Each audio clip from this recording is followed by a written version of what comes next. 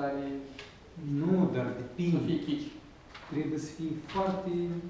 Nu, de că un botez l-aș vedea foarte interesant când copilul, indiferent de ce naționalitate, are un an din sorocă, un an rom, un an ucrainean, sau că ceva, poate așa, tot ar fi interesant, știi? Sau invers, la un copil rom, dar are un an și moldovean și așa, tot e destul de... Dar nu știu, mă tem să nu fie prea mult terci, nimic așa, nu fie film. Să fie și un reportaj, să vezi niște imagini, și s-au trecut fără... Nu aibă cap și coadă și nu aibă tirul ăsta roșu, pericolul, nu de nimic. Noi facem un brainstorming acum. Da, nu, cred că mult ideile care... Dintre este toate, noi ceva trebuie să găsim, adică să nu luăm chiar pe toate, da? Dacă se merită, atunci da, luăm. Adică cum ai spus tu, la Valentin Prei. Deci este chestii care poate să merită. Înțelegi? Să-l luăm pe dânsul anume pentru Paște, sau filmăm, sau... El e interesant, el, că am vorbat și am spus, când spune pe Sfântet Sincronul chiar în casă, are un tablou de metru jumate, doi, el e mare, așa masiv, și el s-a dat tablou același la chestia, scara de marmură, adică e mai bine, că se putea cadra interesant, el așa a făcut-o, adică are un face și ca...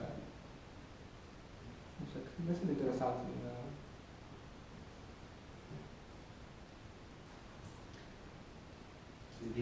Dar să nu fie, doar să nu credem în capcana, să nu iasă soroca din oraș, doar în minorități. Adică, oricum, majoritatea, o să nu iasă toți prin 10%, oricum majoritatea sunt moldoveni, români, băștănași.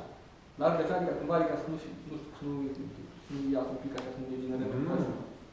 Să înțeleagă. Dar s-ar putea de vorbit de procentajul, ăsta era foarte diferit ca cifre, dar nu iar ca statistică, că sunt atât, adică cumva așa de...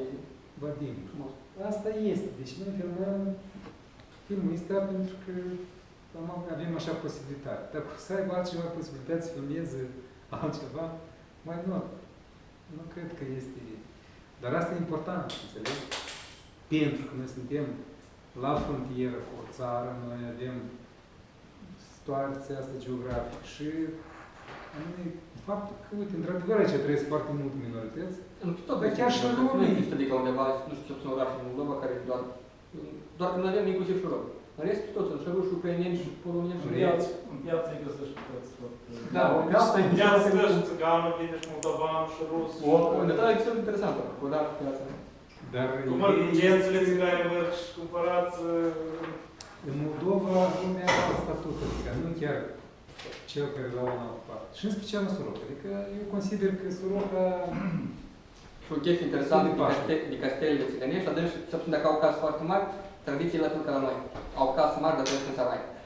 La moldoveni în saci, tot așa. Au casă, trăiesc în sarai. Adânci așa, au niște castele, trăiesc în sarai. Nu, rar, că puțin care trăiesc, poți în evidenții, care trăiesc în casele astea mari. Adică în rest e... Trebuie să ne încălzească. Da. Despre îndeletnicirile romilor, lângă cultură, îndeletnicirea lor, adică munca lor de zi de zi, poate.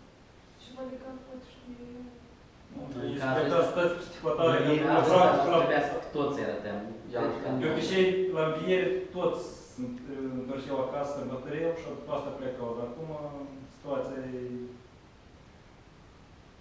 Toți rămân în Rusia, nu se întorc, au cetățenie rusă și sistemul să vii acasă.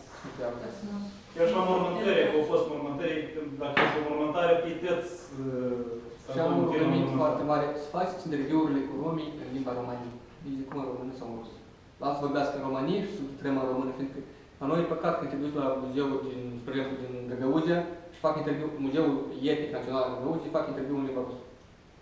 E corect fiecare să, în limba armeană, în armeană, o să spuneți să duce, mai bine așa, dar să fie în limba lor specifică. Că atunci când o să-l aud eu pe baron care l-aud mereu în română, e frumos, dar eu înțeleg că e interesant, dar nu e cine. Eu când aud în limba cu adevărat, prin asta e specific nostru fiecare limba. Și ne unește, dar și ne ducedește. Doar vreau ucraineanul să vorbească în limba ucraineană. Adică fiecare să aibă lor specificul ăsta lor. Adică. Și asta ar fi adică ceva care iarăși ne-ar și acum jos subtitrele, deja independență la caz de caz. Foarte bine. Corect. Asta se poate. Dacă toți în rusă, urmă toți în română, e așa un pic, nici nu reprezintă diversitatea asta. Mă întorc la piață.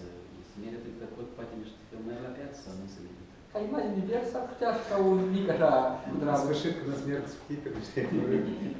Femeia la tur, cum vede chiloță желательно. Asta e. Baronesa. Chiar așa e. Iar și este. La cooperativ. Ei au avut cooperativ cândva și le-au mai rămas rădzină, chiloței și au mai rămas, ei având alții, nasturi, da. N-am văzut-o. Ei n-ai văzut-o? Ei stă aici sub, chiar la intrare în piață, sub buticile astea. Poate n-am fost activ. N-ai știut că e. Vrem la piață, doamna. Da, nu prea mă duc la piață. În afară de imagini cu drona, v-aș face imagini, dacă e posibil, de pe barcă, de pe niște. Foarte frumos, cum eram așa, mai ales de societate în vale, La foarte noi frumos. coroana e până la 3 km trimite. Așa că nu mai să mai avem probleme cu trădiceni. Da, așa să vedem.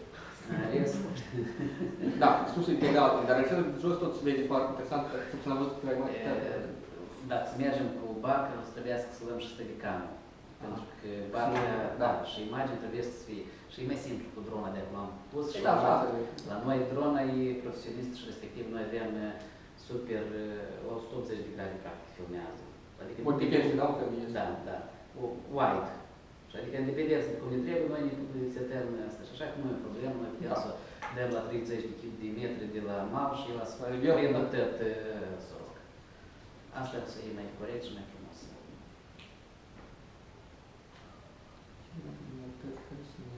La liceu Pușkin Eu tot m-am gândit la liceu Pușkin mai repede să desăm romii, ruși, cum joacă împreună cu liceu Pușkin e liceu rus. Dar să nu ne oprim doar la el, de acord. Nu numai la el, pentru că este și la liceu Sterie, avem și turci și moldoveni învață într-o clasă, chiar la Fiormiu. Așa că Nu ne limităm doar la Pușkin, de acord? Da. Și ar fi o chestie, dacă personalități de interesat, imnul orașului Soroca este melodie compusă de rus, care nu trăiește în orașul Soroca. Adică, de fapt, e o chestie iarăși interesantă. Da, și nu e rus. Vădim ceva. Ah, da, corect. Da, da. Melodia, da. Noi avem acum, doar că nu-i din județul, nu-i din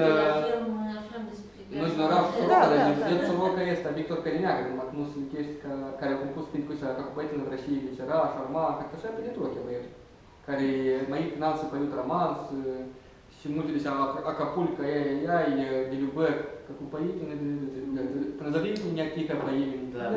Da, că noi din Zgurița. E Victor Perineagă. Și el acum a plecat în Moscova și unul din cele mai mari, Victor Perineagă, unul din cele mai mari piese și Pugaceva, știți, cu dânsul colaborează. Dar ca cu păietine Vrășie, Viceraș, el a fost peste malul Iazul la Zgurița. Șarmanca, la fel în partea și eu. Așa vorbești sigur, parcă chiar de cu dânsul și scrie. Nu, dar eu nu am El e fotografiat. Nu, eu am Fotografia și el scrie, da?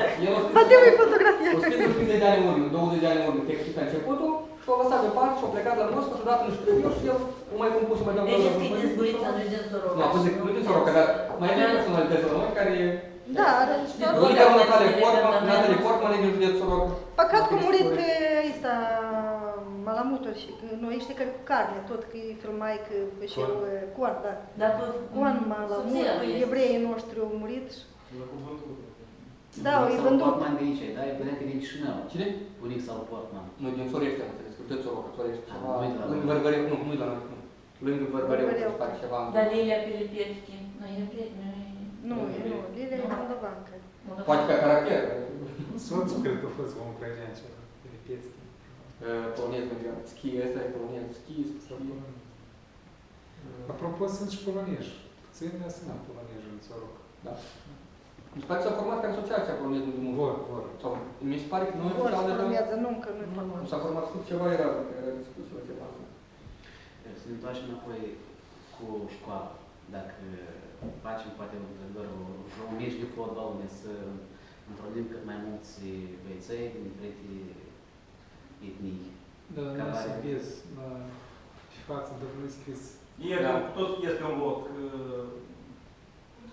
lângă Colegiul Agricol. Este o clădire cu 5 etaje. Ah, da, acolo tot. Și acolo se adună, este teren sportiv și pentru fotbal. Și acolo se adună chiar din casa asta de trăiesc, acolo a rămas și ruși. Casa cu 5 etaje acolo. Da, dar sunt foarte puțini locatari, dar moldoveni, ruși, dar mai mult, practic, țigani au cumpărat. Ah, casa asta care... 5 etaje. Și acolo Tot sunt este și săraci, este cred că mulți copii. Da, la Rita aceea și nu știu. Tăiați și de la... E ca duminica ei stau acolo și se fac. Dar mai degrabă în cartier decât în școală, da, în cazul dat. Un cartier mai degrabă din asta, așa, mixt, decât școală, propriu-zis, mai bine cu așa, ideea e că... Și apoi au un loc aici unde Tăciocă, deci, Dar vezi că în Șechia mai multă evidențiem pe romi. Ar trebui toți, Și da. nu ar trebui Nu, toți. ideea meciului era nu de rom, dar multinațional să fie. Adică, locuiesc împreună și Da, și au un trai.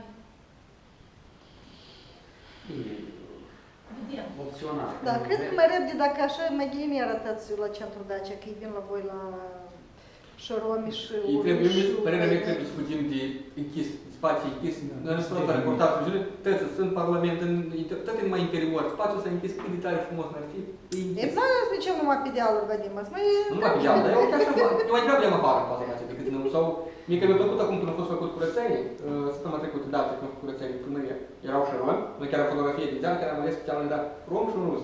Împreună duceau așa. Dar erau și moldoveni, și romi, și ruși, adică erau ucraineni de toate. toată mi familie român sunt. Dar că să și s-ar mai putea de filmat odată...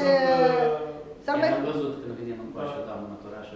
Au făcut curățenii, adică din... Auzi, dar eu zic că s-ar mai putea de făcut odată Da, s-o putea. o curățenie pe malul Nistrului și unde acolo, într-adevăr, și bătăți copiii puși Joi. să margă. O să lucreze... Lăsați că joi o să se facă la centru Dacia, așa că puteți. Nu.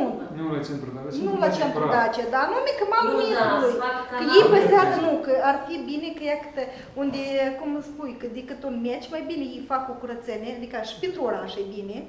Și merg toți împreună. Merg și evrei, și romi, și ruși, și toți împreună. Doar că filmul nu va... Joi face.